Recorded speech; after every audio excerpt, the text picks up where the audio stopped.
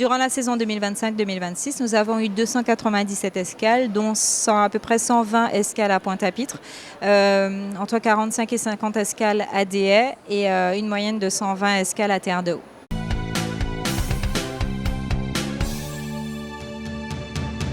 Pour tous les partenaires de l'industrie de la croisière, la saison 2025-2026 a été très encourageante. Nous avons une belle dynamique. Au total, nous avons eu 297 escales de croisière avec de belles retombées économiques aussi en termes au niveau des commerçants, des commerces, donc des différents points et sites touristiques de la destination, mais une belle perception aussi de la destination qui a été rapportée par nos passagers. On a le sentiment que ça a été une saison plutôt positive. Alors elle a été positive pour plusieurs raisons, c'est que il n'y a pas que le port, j'allais dire, le port a de nombreux partenaires et c'est vraiment un travail collectif et on le sent, le fait de travailler ensemble, de partager notre stratégie fait qu'on marque des points chaque année en termes de nombre d'escales supplémentaires. Aujourd'hui, le rôle du comité du tourisme des îles de Guadeloupe pour l'industrie de la croisière, c'est vraiment la promotion de la destination vers ce marché, donc vers les compagnies, mais également vers les croisiéristes. Les retombées économiques, il faut qu'il y en ait de toutes les façons pour toute industrie. Aujourd'hui, c'est le moteur, j'ai envie de dire, de l'économie touristique, de l'industrie touristique. Donc aujourd'hui, l'objectif aussi, c'est de mettre en place sur le territoire en tout cas, toutes les offres, toutes les excursions, toute l'offre en tout cas qui fera que le touriste, le croisiériste descendra à terre et pourra consommer la destination. On a la chance, c'est que la Guadeloupe c'est un archipel et donc on peut recevoir les gros navires à Pointe-à-Pitre, mais pas que. Il y a aussi les bateaux qui vont au mouillage, aux Saintes ou à Déhay.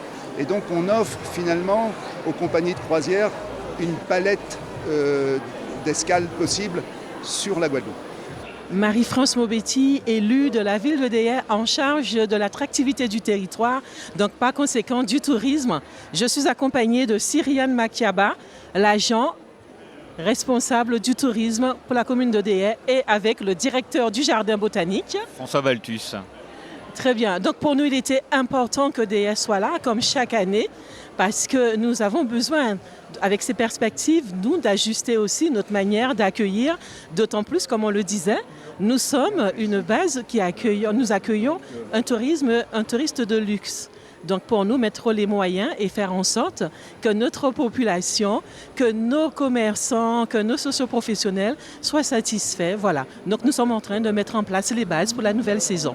Pour répondre à votre question, pour la saison 2024-2025, nous avons reçu 24 bateaux et pour la saison 2025-2026, nous avons reçu 38 bateaux.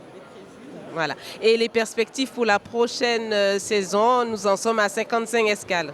Durant la saison 2025-2026, nous avons eu 297 escales, dont à peu près 120 escales à Pointe-à-Pitre, entre 45 et 50 escales à Déhay et une moyenne de 120 escales à Terre-de-Haut. Il y a énormément d'efforts aussi qui sont faits sur les Saintes, sur Déhay. Comme l'a précisé tout à l'heure Madame Laurence Corentin du CTIG, l'innovation, c'est qu'on a de plus en plus de bateaux de luxe et donc en fait c'est intéressant de les voir au mouillage, plus intéressant pour eux d'être au mouillage aux Saintes que sur par exemple Pointe-à-Pitre où là c'est davantage on accueille les bateaux de très grande taille. Donc ce qui me paraît intéressant, c'est la diversification du type de compagnie de croisière que nous allons accueillir la prochaine saison et les saisons futures.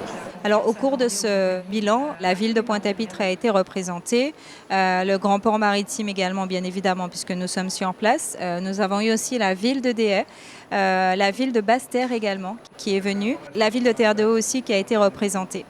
Les offices de tourisme intercommunaux aussi ont été représentés. Je pense notamment au Nord Basse-Terre, au Nord Grande-Terre, au Grand Sud Caraïbes. Nous avons également eu le département qui a été représenté ainsi que la région Guadeloupe.